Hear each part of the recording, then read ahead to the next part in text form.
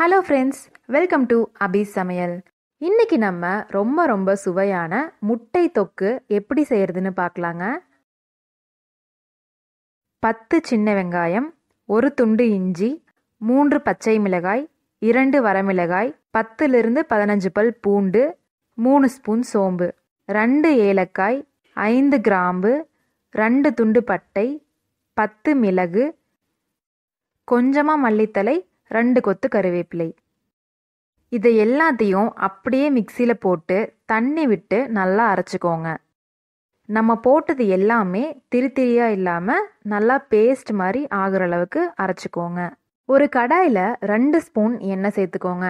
எண்ணெய் நல்லா காஞ்சதும் 1/2 ஸ்பூன் சீரகம் போட்டுக்கோங்க.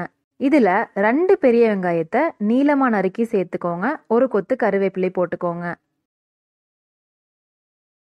வெங்காயம் பாதி வதங்கினதும் நம்ம அரைச்சி வச்சிருக்க மசாலாவில் 2 ஸ்பூன் சேர்த்துக்கோங்க.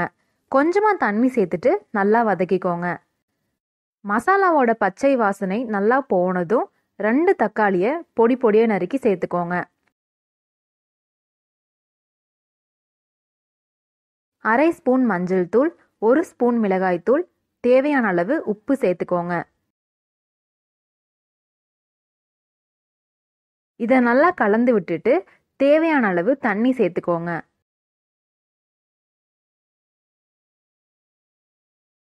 தக்காளி நல்லா வதங்கி நம்ம போட்ட மசாலாவோட பச்சை வாசனை போனதும் நம்ம வேக வச்சிருக்க முட்டையை நீல வாக்கில் 4 நறுக்கி சேர்த்துக்கோங்க.